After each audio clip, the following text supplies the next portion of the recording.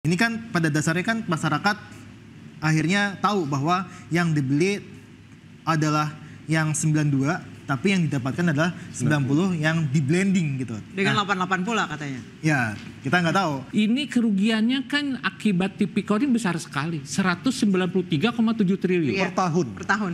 Satu tahun. Untuk Yang 2023 nih kerugian pemberian kompensasi tahun 2023 itu 126 triliun. Besar sekali. Dalam pengadaan produk kilang yang dilakukan oleh PT Pertamina Patraniaga, tersangka RS melakukan pembelian atau pembayaran untuk RON 92. Padahal sebenarnya yang dibeli adalah RON 90 atau lebih rendah, kemudian dilakukan blending di depo untuk menjadi RON 92 dan hal tersebut tidak diperbolehkan atau bertentangan dengan ketentuan yang ada.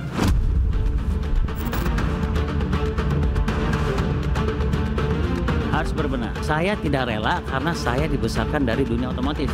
Dan saya tahu betul kualitas Pertamina seperti apa. Dan saya nggak rela jaringan seperti ini yang merusak Pertamina. Kami berkomitmen dan kami selalu berusaha memastikan bahwa yang dijual di SPBU untuk RON 92 adalah sesuai dengan RON 92. Yang RON 92 adalah sesuai dengan RON 90. Nggak ada, kita apanya yang kualitas kita kan sudah sesuai standar, kan sudah ada semuanya, sudah ada. Jadi kalau membeli harga yang bagus, minyak bagus, harganya juga bagus. Mau setengah-setengah, ada juga setengah-setengah. Semua sudah ada speknya itu. Dan semua proses hukumnya pasti kita dukung, dan selama ini kan kita sama Kejaksaan Agung juga terus bekerja sama memberantas korupsi asap di Jiwasraya. Lagi diurus semua. Oke. Kita bersihkan, kita tegakkan, kita akan pokoknya membela kita.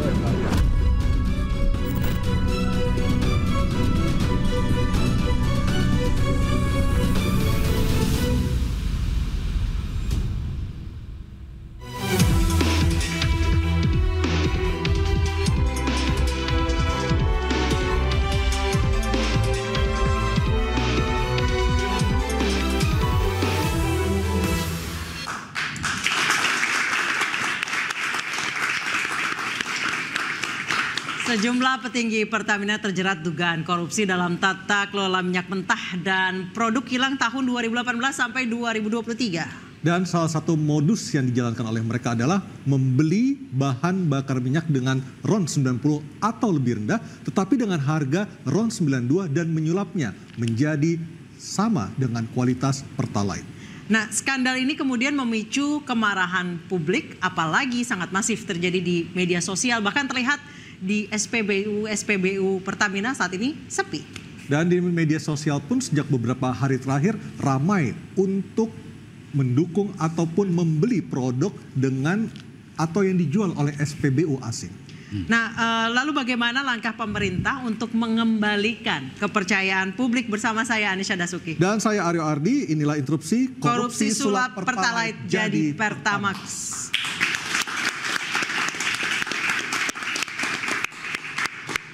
Kejaksaan Agung mengatakan bahwa beli RON 90 atau lebih rendah mungkin bisa diartikan RON 88 kemudian di blending menjadi RON 92. Masyarakat tidak mengerti sebenarnya blending itu sama atau tidak dengan oplos. Sudah ada 4 narasumber yang hadir di sini. Sebelah kanan saya ada Fatul Nugroho, Wakil Ketua Aspbindo. Selamat malam, Mas Fatul. Selamat malam. Malam. Ada Eri Purnama Hadi, anggota Dewan Energi Nasional. Selamat malam, Pak Eri. Malam, Pak Eri. Assalamualaikum. Dan di sebelah kiri saya ada Mas Nailul Huda, Direktur Ekonomi dari Selios, dan Mas Ahmad Nur Hidayat, pakar kebijakan publik sekaligus ekonom dari UPN Veteran Jakarta. Dan juga di floor sudah ada adik-adik mahasiswa dari UNJ dan juga YAI. Dan satu lagi, kami masih punya narasumber yang sangat penting dan sangat berkompeten untuk berbicara malam hari ini langsung dari Kyoto, Jepang. Selamat malam, Mas Sudirman Said, mantan Menteri ESDM 2014-2016. Selamat malam Mas Aryo, Mbak Anissa dan Bapak-bapak di studio. Apa kabar semuanya? Alhamdulillah kabar baik Mas Dirman. Mohon maaf kita mengganggu waktu tidur Mas Dirman karena di Kyoto 2 jam lebih cepat dari Jakarta. Saya ke tamu di studio dulu Mas Dirman ya, ke Mas Eri Purnama. Ya, ke Mas Fatul, Mas Fatul sebagai Wakil Ketua ASPEBINDO, Asosiasi Pemasok Energi, Mineral dan Batubara Indonesia. Kaget nggak dengan kasus skandal di Pertamina Pertaniaga ini? Atau jangan sudah lumrah? Tentunya ini mengagetkan bagi saya pribadi dan juga tentunya masyarakat. Ini kaget beneran ya Mas ya? Kaget betulan. Kaget betulan. Memang ini menjadi isu yang hangat di masyarakat. Tapi tentunya kami selaku pengusaha dan juga pelaku usaha di bidang energi, termasuk beberapa anggota kami adalah juga supplier BBM, ini kami berharap segera pemeriksaan ini berlanjut kepada persidangan. Kalau masyarakat sehingga merasa data-data tertipu, dan fakta Mas, segera terbuka. Oke, kalau masyarakat merasa tertipu, apakah anggota asosiasi juga merasakan hal yang sama? Kami belum bisa menduga apakah ini betul atau tidak. Artinya kami berpegangan pada asas praduga tidak bersalah, segera diusut dan masuk ke persidangan sehingga akan terbuka. Karena tadi kata-kata blending diubah menjadi oplos, ini khawatir juga tentunya menyesatkan publik. Dan ini kami berharap bahwa karena selama ini juga BBM yang diberi masyarakat memang Pertamina adalah sebagai penjual terbesar, monopoli. Nah kemudian di sini kami melihat bahwa tidak ada gejolak sebetulnya di masyarakat terkait dengan kualitas BBM sebelumnya, terkait dengan Pertamax, kecuali mungkin di Pertalite atau di premium. Baik, saya ke Mas Huda dulu. Mas Huda, benar gak sih bukan di masyarakat bergejolak ya? Waktu itu pernah ada rame-rame soal fuel pumpnya kotor dan rusak gara-gara Pertamax. Ya, memang kalau kita lihat sebenarnya kan isu ini kan sudah ada beberapa, kalau kita lihat kasus untuk ada beberapa kendaraan yang dia fuel pumpnya rusak dan sebagainya. Yang saat itu kita juga masih menduga apakah ini memang disebabkan karena dari oplosan itu atau blending itu. Nah, tapi Mas Aryo, yang jelas kita bisa melihat sebenarnya ini kan pada dasarnya kan masyarakat akhirnya tahu bahwa yang dibeli adalah yang 92, tapi yang didapatkan adalah 90 yang di blending gitu. Dengan 88 pula katanya. Ya, kita nggak tahu. Itu mungkin Mas Fatul yang lebih bisa menjelaskan gitu kan. Tapi yang jelas dari sisi konsumsinya ini pasti akan merugikan dari sisi konsumennya. Makanya kita mencoba menghitung tuh untuk kerugian konsumennya berapa gitu kan. Untuk walaupun kita sudah ketahui ada 193 ya kerugian negara per tahun. Tapi yang belum diketahui adalah kerugian konsumennya berapa. Selios akan hitung itu ya? Selios sedang menghitung itu. Kita juga ada beberapa hitungan kasarnya, itu bisa mencapai 45 miliar per hari ketika 45 miliar per hari. Ya, asumsinya ketika itu ya pasti Mas. Kalau dihitung dari 2018 sampai 2023 itu berapa? Kita nggak tahu apakah kasusnya itu dilakukan per tahun atau 1 tahun itu dia perencanaan dan sebagainya. Nah ini kita nggak tahu karena kita yang tahu adalah tadi kasusnya 1 tahun aja yang dia merugikan 190-an. Baik, saya ke Pak Eri. Pak Eri, Kejaksaan menyebutkan bahwa ini di blending. Kami media mengartikan itu sebagai pencampuran. Sebenarnya blending dan pencampuran itu sama atau tidak? Ini yang kemudian. Soalnya Pertamina mengatakan tidak ada kesalahan di situ. Di sini saya ingin menjelaskan dulu. Dewan Energi Nasional ini pimpinannya, ketuanya adalah Pak Presiden. Pak Prabowo, wakilnya, Wakil Presiden. Ketua hariannya adalah Menteri SDM, Bapak Bahlil. Anggotanya ada pemerintah, ada non-pemerintah, stakeholder. Saya ini salah satu anggota unsur pemangku kepentingan dari konsumen. Jadi saya ingin menjelaskan, karena saya juga konsumen, dirugikan dong kalau beneran ya. Kalau 5 tahun itu 2018 sampai 2023. Pakai Pertamax juga Pak Eri? Bagaimana? Pakai Pertamax juga? Pertama kita harus dukung itu. Karena Pertalite hanya untuk golongan masyarakat tertentu. Nah di Undang-Undang Energi dijelaskan. Subsidi energi itu harusnya kepada kelompok masyarakat tertentu. Bukan kepada barang. Nah ini kan satu barang, 2 harga. Nah inilah jadi ada disparitas. Ya, disparitas. Nah saya ingin menjelaskan. Ini kerugiannya kan akibat Tipikor ini besar sekali. 193,7 triliun. Per tahun. Per tahun. 1 tahun. Untuk Yang 2023 2023 nih kerugian pemberian kompensasi tahun 2023 itu 126 triliun. Besar sekali. Kerugian pemberian subsidi tahun 2023 21 triliun. Jadi 2021, 22, 20, 19 belum nih.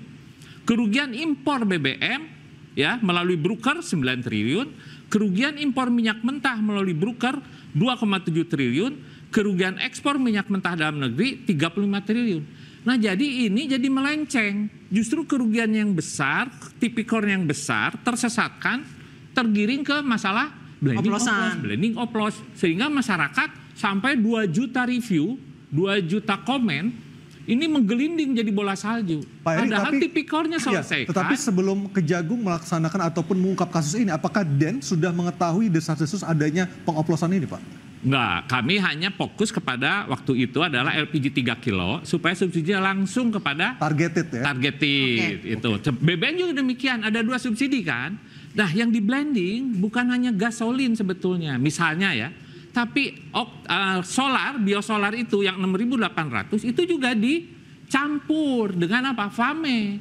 HSD dengan FAME. Itu resmi, legal. Kalau ini? Nah ini walau alam bisawab, saksikan di pengadilan. Tapi Kejaksaan Agung kan harus kita percaya.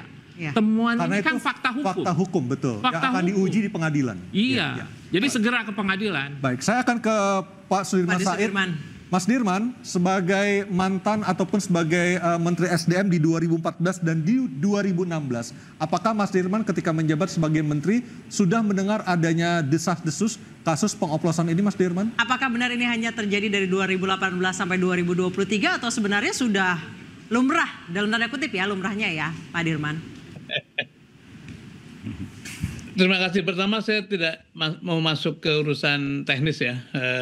Kita serahkan pada kejaksaan maupun pengadilan untuk memprosesnya.